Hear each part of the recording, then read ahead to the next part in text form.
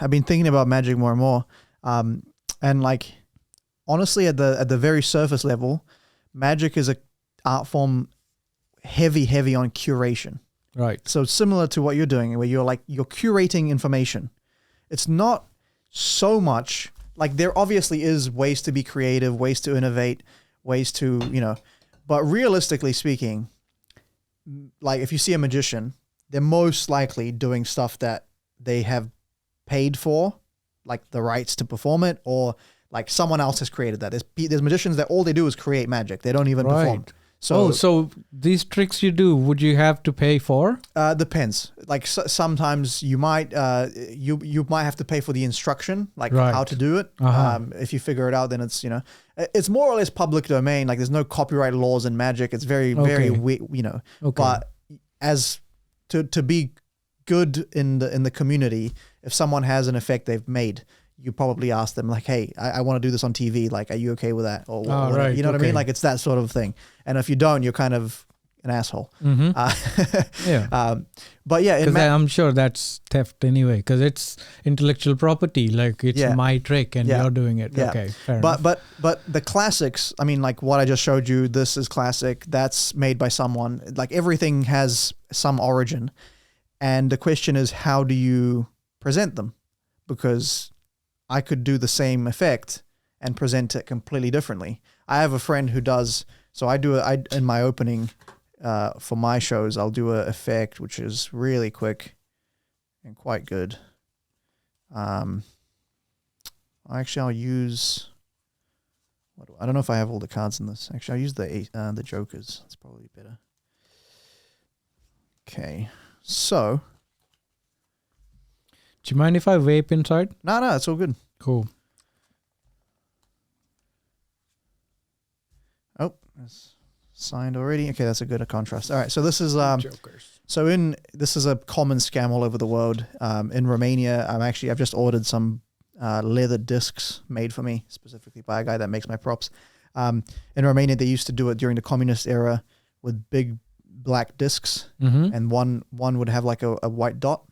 And they would mix them up, and you have to try to figure out where the white dot, in this case, the red card is. Okay. Right. So just follow the red card. Okay. So it's right there, and this is a joker. That's a joker. Where would you say the red card is? Oh, the middle. Very good. And I'd pay you, right? $5, whatever. Right. Like, double or nothing. What's the big deal? It's easy, right? So follow the red card, and that's the jokers. And I'm going to make it a bit harder. I'll do this. Okay, where's the red card? This one. And that's when you lose all your money.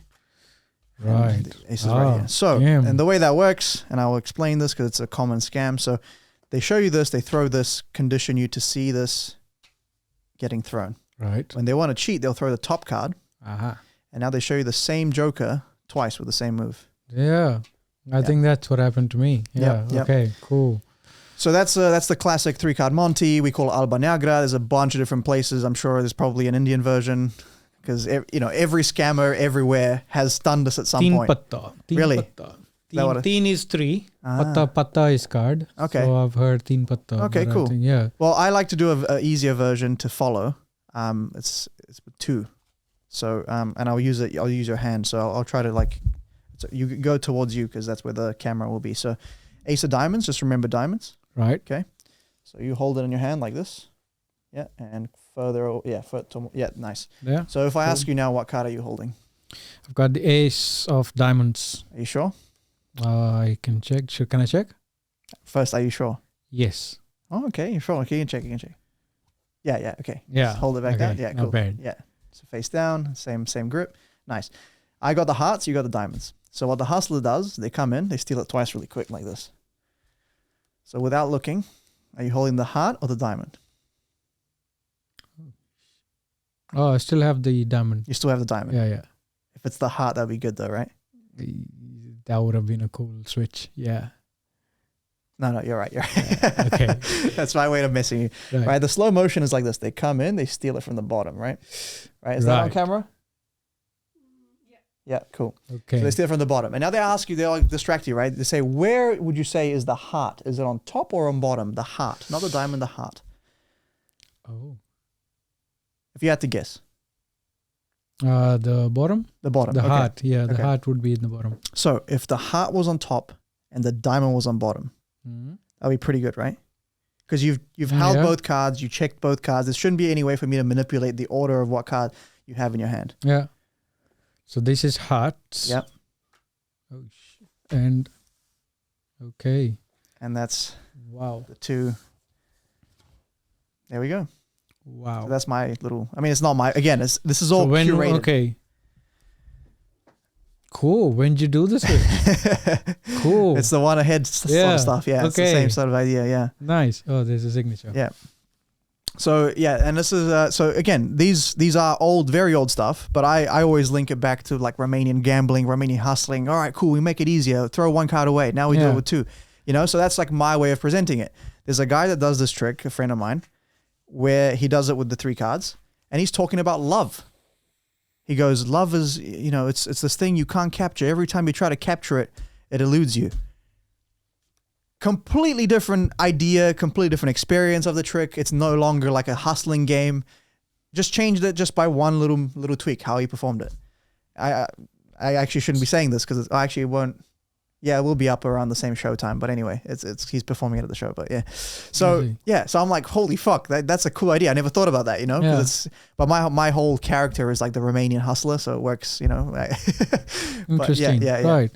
So I mean, it's the same trick, but how you present it. Right. Yeah, and then you might have little things that are like you're creatively adding or subtracting or little details that you're changing. And then there's some things that are just like completely new. So if you've ever watched that show, Fool Us, with the 2... Penn and Teller? Yeah. So that show, not to say that the guys on that show aren't good. They're fucking amazing. There's one guy I know, he fooled him twice. He also won the world championship of Magic. So I see. You know what I mean? He's definitely like the best in the world in 2015, I believe. Right. But anyway, the story isn't who's the best magician. That's not the question. Yeah. It's who's the most creative Who's magician. the best person? Who could fool us best? Yeah, but the fooling part is how creative are you? Right. Yeah. Because it's not even about how good you are. You could come in, barely know any sleight of hand, have a crazy unique idea, do it, and fool them. Because it's the idea is you have to do something they haven't seen before. So in an art form where it's curation is the thing you do, creativity is like very, very, like to that level is very, very hard to achieve. Like in comedy, the whole idea is you have to create your own jokes. The joke stealing is frowned upon, right? In Magic, if you had to create every trick you do, a magician would have like at most like 2 tricks, 2 tricks, it's so hard because everything's been, if you look through like a lot of these books, they've been written in, the 1800s. I have one that's, Erdnase, Expert the Card Table. It details basically every modern card cheating technique that we know of. I don't know of any other ones that have been invented since that are equally good. Right. 1800s, so it's like, not to say that there's not innovation, but it's fucking hard. There's only so many ways you can manipulate But the props cards. have been the same, hasn't it? Like it's the same 52 cards in the same deck, I'm sure. Yeah. But anyway, to come up with something new, a new novel idea, and then... So same way, right? Like the information potentially in theory is available to everyone. So is Magic. You could go and read up on astronomy and all this stuff. The question is, can you present it in a way that's engaging for an hour and whatever it is, right? That's true. Yeah. It's not, people don't realize that part. Yeah. Yeah. Because I could just rattle off and go, this is this, this is this, this is this, but that won't be engaging. That's right. Yeah. No one's going to have fun in that. Yeah. Yeah. Yeah. So see, that was pretty cool because maybe somehow in the back of my head, I knew there would be a point where the cards would switch. Like exposed to Magic enough to say, okay, I know where this is going. I but the coolest part in that moment was to figure out when you did the switch. Yeah. Because when did you switch both the cards? Not in my hand, but in your hand. Like when did it switch from your left into your right? Or from my hand back into the deck without me noticing. And I wasn't even looking at your eyes. Like I was fully only concentrating on my cards. I wasn't even looking at you. And still I fully missed the two hands right behind the fingers I was holding there. Yeah. Well, yeah, that's the thing is it's, and this is again, it's a classic, but I love to tell this little idea because to me, revealing magic, I don't have a problem with. As long as the method is more impressive or adds to the experience than the trick itself. Yeah. So there's a lot of tricks I'll reveal, like that I have no problem with. Sometimes the method brings the total effect or the total experience down. So then I don't reveal. Yeah. So it's all about creating the most amount of effect or the craziest experience I can. Otherwise, why the fuck the point am I doing it, right? So I don't have this thing of like, oh, you can't know this. Like if you wanted to learn how to do it, I would teach you, no problem. Yeah, you know. So and that goes with even to anyone watching. Like if you want to learn an effect that I sell, a lot of magicians would like buy it on my website. I'll just teach it to you for free in person. Like I don't give a fuck. Like I've done that before. So anyway. The cool thing about this one that I like to talk about, so attention's like a spotlight, right? And what's interesting is outside of the spotlight, you don't actually perceive much. It's what's in the spotlight that you perceive and you remember. So for you to now go back and go, when did I switch? You are only playing with the memory beats of your spotlight, which in this case were very cleverly manipulated. So that you only can remember the parts that don't matter. Oh, I only remember the parts you want me to remember. Exactly. Really, the parts that don't actually add anything, like that aren't involved in the method, right? Yeah. So that's actually the skill. Part of the skill of doing magic is making sure the audience, and that's why you never do a trick twice, because now you know where to look, right? There's that whole thing. Cool. But making sure the audience remembers something very specific. And there's even a thing I remember a guy came over for a lecture, a guy named Wayne Houchin. He's a really cool magician, created a bunch of stuff. He created one effect where he pulls string out of his eyes. So he'll just be like on stage, blah, blah, blah. He'll be like, and then he just starts pulling. It's like a big ass piece of string and he's just pulling it out of his eye and it's semi-real. Let's say that. There is a trick to it, but it's he's doing kind of what it looks like. And what he does, he said he started pairing two effects together. So he started pairing an effect where he pulls the string out. And then right afterwards, he does an effect where he ties a needle to it, swallows it. No, sorry. He swallows the string back up. He swallows a needle, pulls out the string with the needle attached to the string. Right. And then apparently months later, he's had this happen a couple times where spectators will come up to him like, oh my God, I remember that time you pulled the needle and string out of your eyes. Ooh, right. So the memory is such a fickle thing. Okay. Yeah. That you can sometimes manipulate even like the events as, you know what I mean? Like you can try to influence the memory of the effect. Oh yeah. Like Memento, the movie again. Yeah. And I find that fascinating. So oftentimes when I'm doing stuff around memory in that way, oftentimes I'll take someone like usually they're already into magic on some level. They'll go like, oh, let me show you a move. And they try to show me a bad card trick or whatever. And then I will show them the trick and I go, listen, go and ask that. They just saw it because I at a party or something. They just go and ask them what happened.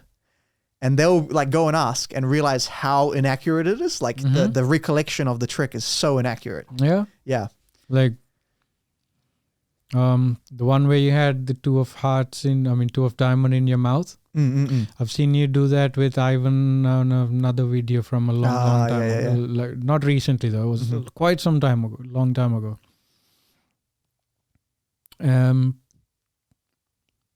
And I remember his reaction then too, because even now I was like, okay, there it is. But that was more because, I've seen Eduard do this before. Yeah. Not to me. You haven't done the same trick in my presence, but I've seen a video of you pulling this off and people go, whoa. Yeah. And so now I was like, whoa, I'm experiencing that. Yeah. Okay, cool. That's cool. That was nice. But do you have a lot of people annoy you to go, how'd you do it? How'd you do it? I need to know. Well, that's kind of how I started.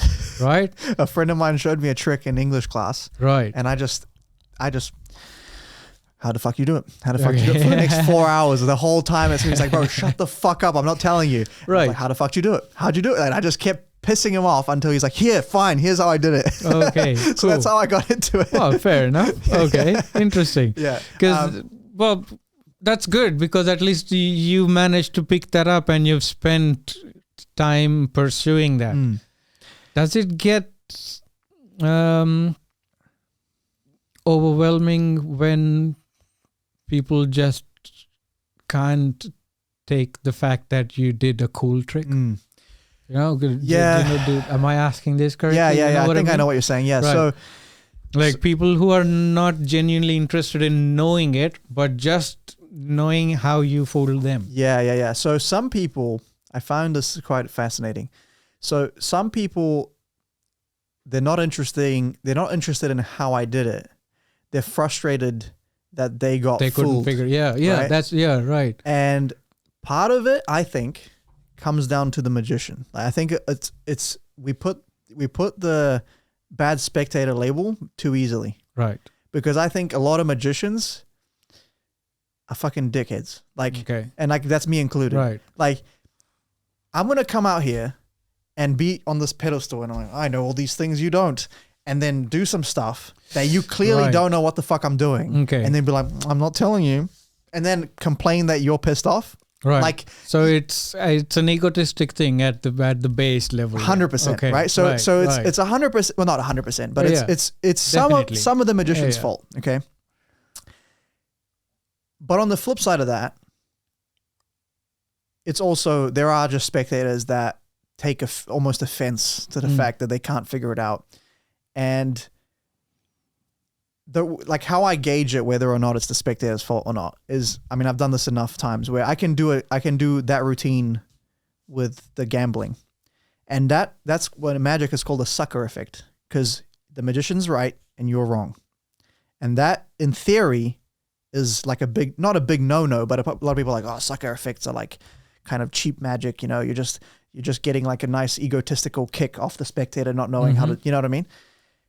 But I pretty much exclusively do these type of effects, but I always level myself with you. Like I always, like the first one I explain it, then I do it. Then you're more amused because you know the explanation of the first one.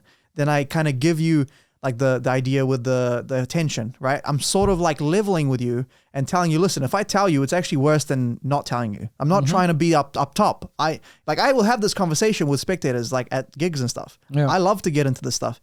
So when they realize that I'm genuine, they're not like upset that they don't know it, because they can see I'm actually connecting with them. I'm not just, and like up here and boom. True. So that's how I get around that problem. Right. But then you still find people that especially socially, they don't want to be seen as like I'm stupid. Yeah, and they're insecure. I guess so. Like in a group thing, when you suddenly, you fooled me. Yeah, yeah. So there's a few options. If I can tell that they're being like unreasonable, like in a social setting, they're being unreasonable to the point where it's making their group uncomfortable. That can happen. Right. Then what I'll do this is kind of like satisfying to do, is I'll turn the group on them. So I'll do a trick where they're the only ones that doesn't know what's going on, but everyone else can see what's going on. And then the group's now all of a sudden on my side. Right. And that guy still doesn't know. And it's kind of like, shame. You shouldn't be a dick. That's true. Right? That's I like to do that one. Nice. Okay. Good. But oftentimes I realize that they're not over, like they're just in that attitude, but they're not making it awkward. Them personally are just like upset by the fact that they can't figure it out. In which case I'll flip it. I'll do a trick where everyone else can't see what I'm doing, but they can. So I sort of play with that. Right. And oftentimes, like, I'll feel like, you'd be surprised, but it happens more often than you think. It's usually a couple. The guy doesn't want to seem stupid. Yeah. Yeah, because he's on a date, and then, you just made him a fool in front 100%. Of his girl. So then I make sure that I massage his ego. I make, make him the smart guy. I'll make him find the card. There's a bunch of things you can do. So I'll make him the hero. Yeah, that's it. It's simple. Like, you just understand the situation. You understand why people would be upset. Honestly, it's like the magicians that complain about this, they don't have the experience performing, and they don't have the social awareness to realize that it's an uncomfortable feeling. It's an uncomfortable feeling for me. And I love magic. I love getting fooled. But it's still like, motherfucker. Like the reaction is like, you son of a bitch. Yeah. You know? But it's like, it's all love, but it's like, like I still want to smash the table, I get that. And so to someone that doesn't do magic, they might even say like, oh, I don't like magic. I get that sometimes, It's like, well, you haven't seen mine. And I'm sure like, I'm not going to make you feel like a dickhead. Or like, I'm not going to make you feel like an idiot. Yeah. And I think that's probably the case too. Like at some point someone made me feel like a dickhead, so I don't like magic anymore. Yeah. Yeah, I get that. 100%. Yeah, true. Yeah. So often it's a both. It's kind of both. It's the spectator. Sure, I've had some spectators that, as I tried every technique I've just told you about, and they just still fuck with me, but to the point where they go, you be the magician, and I'm gonna Yeah. So I'm gonna pick a card. Yep, cool. Yep, cool. Just put it like control it, blah blah blah, and then produce it. Show me. Is that your card? No. So just. Oh, okay. You. Yeah, and then they'll go. Is that your card? No, it's not my card. Oh wow! Right. And I'm like, okay. Not only did I control the card, I peeked it, so I know I saw the card that I'm not supposed to know. Yeah. And I controlled it. So I double know that I've got it right. I gave you the card, right? Yeah. And so it's just like, okay, if we're playing this, like I literally, like I remember my worst gig of all time. Yeah. My worst gig of all time. Okay. I rocked up and she was like, the birthday girl was being like, honestly, just a bitch, right? Like the whole time. This sort of shit. The exact sort of shit. Like lying about the card she picked, all this stuff. And I got to a point where I was like, what the fuck's going on, right? And she goes, yeah, so I go like, do you want me to leave? Like, I'm not like, I don't need this money. Like, I'll just fucking leave right now. Like, I have more like self-esteem than this shit. And then she goes, oh, no. Like, she like flipped completely. Turns out she thought I was a stripper. Like, you know how they come in, like whatever, and they might have some shtick. And like, I mean, I'm flattered, but also that was the worst gig I've ever had because it was literally like half an hour of eating shit. And it wasn't even my fault. Like bombing completely. Like and bombing, and everyone's like awkward as fuck. Like, oh my God, she's like clearly lying about the cards because other people could see it. Yeah, because they could see the card being picked. And I was like, what the fuck is going on? I was so confused. So anyway, there are those people, in which case I just go, all right, like you don't, like we're not receptive in any way. So I guess I'll just do it to someone else. But yeah, so that can happen. But I'd like to think that doesn't happen often. Oh no, it's one time in everybody's 13 years. With me. Yeah. Like that, but that's the one that sticks out, right? Because I can't forget that shit. Yeah. True. When you're just eating a bag of dicks. And everyone's continuously like, for a half hour or whatever, right? Yeah. It's rough in these streets. But yeah, so. Cards. Yeah, man. Do you do the... What other close contact tricks are you into? I don't know. Like, I've noticed you've done cards. Yeah. Do you have the cups and balls routine? I don't have the cup and ball. I have a cup and dice. Do you want to see that one? Right. Oh yeah, I think I've seen that with Ivan with the dice getting bigger. Yeah. Okay, I've seen that. Yeah. Okay. I do the contact ball. Oh yeah. So you might have seen that at festivals. Yes. Yeah. I am trying to think. I've recently, for this one, I'm doing the mentalism stuff for this show that I'm doing in the weekend. Trying to think now. That's not really, that's like kind of parlor, so it's not really close up. I did have a coin routine that I was working on for a while. Right. The problem with coins, it's the difference between, like, there's a guy that is going to be on the show and he's amazing with coins. He started with coins. His main thing is coins. And he's got this beautiful routine where the coins like jump from hand to hand and stuff. It's fucking amazing with music and shit. It's amazing. Right. So he's kind of like the guy that I go to for coin magic. But when I did that coin routine, I was working on it. you know how I showed you like multiple methods to achieve the same thing?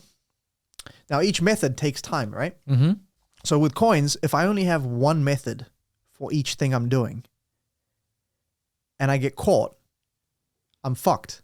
I don't have a way out. Right. Right? Yeah. So that's one. It's stressful as fuck because I'm like, if I don't get this right, I'm fucked. With cards, if I fuck up, I can do some shit and figure it out. Even if I lose the card, even if I forget what it is, I can find a way to get it back, like jazz it up, you know, like you can get away with it. Coins is hard. And the second thing is the amount of control you need with coins. It's almost like the difference, and you won't get this analogy, but I'll explain it anyway. The difference between judo and wrestling. So in judo, like, because jiu-jitsu is like a grappling art form, so we kind of cross-train with all sorts of stuff. But in judo, if you go once a week for months, you will make fuck all improvement because it's such a feel-based, like, you need to find the right timing, the right moment, the right energy, and boom, you throw the ippon. You make the throw, you get the ippon. With wrestling, it's more incremental. So I'm going to snap you down. I have a head and arm. I can now like turn you, find the one leg. From the one leg, I put it up to my shoulder, to my hip. So I'm shuffling the leg. Now I can work toward the other leg. And so it's like these incremental steps to getting the takedown. Right. And so you will make way more improvement faster in wrestling than you will in judo. Judo, like, you spend a long time and then eventually you get to a point where you're like, boom, now I have the feel, I have the timing, I have all this stuff. With wrestling, it's a bit more. So it's the same idea. It's like cards, you can like incrementally, I could teach you something that you could learn in 20 minutes, you know, even less. Or you could learn something that takes 5 years. With coins, there are some simple stuff, but realistically, like, you need to just spend time with them. And I just don't have that time. So I just don't feel familiar with the prop. And like the same effect that I practiced and tried to perform, didn't get reactions like I was expecting. When my friend does it, just the feel, just the motion, the smoothness, the way he can perform it, boom, kills every time. So I'm working on some stuff. Yeah, I guess so. Like, a lot of the things I'm sure like that's the practice part of it again. Yeah.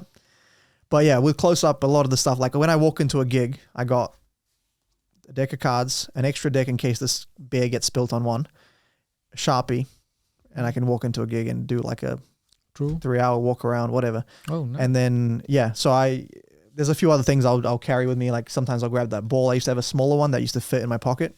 That one doesn't really fit.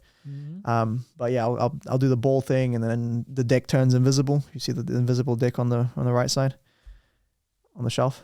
Oh, yeah. So I like have someone hold the deck, and I did it on my last episode. You see it on that plastic one? Yeah, the plastic deck. Yeah. So someone will hold the deck in their hands like this. Right. And I bring the ball and I'm doing this juggling stuff. Right. And then I say, open your hands, and the decks turn into that and it makes a click, you know, like a ding. Wow. Yeah. So I do some stuff like that, but a lot of the stuff I do is just good old fashioned card stuff, man. Okay. I'll do one more before we break. Take a break. Yeah. Let me see. Sure. What's something nice? All right, let's just do some sleight of hand. So,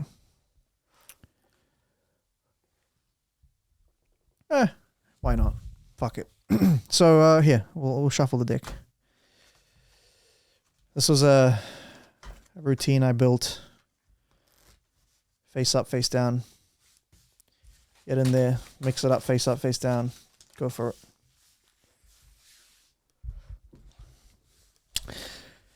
So this was a story I told on stage about the time where I almost got beat up.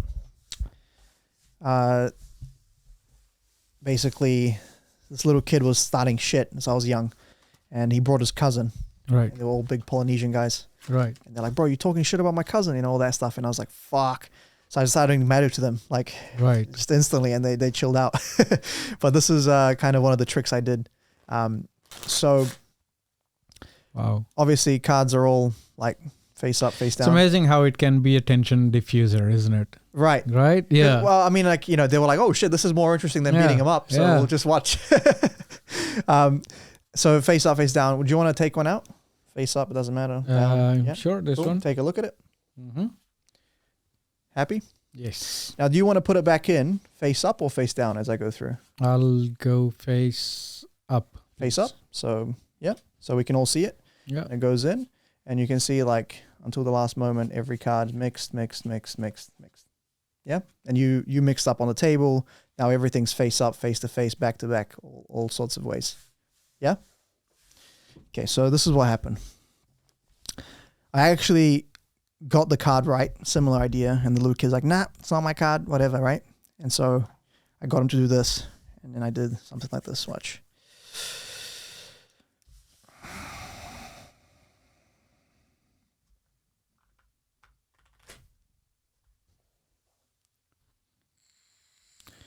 Just like that, every single card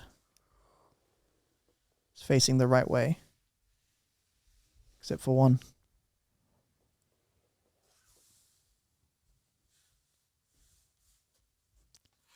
Ta-da!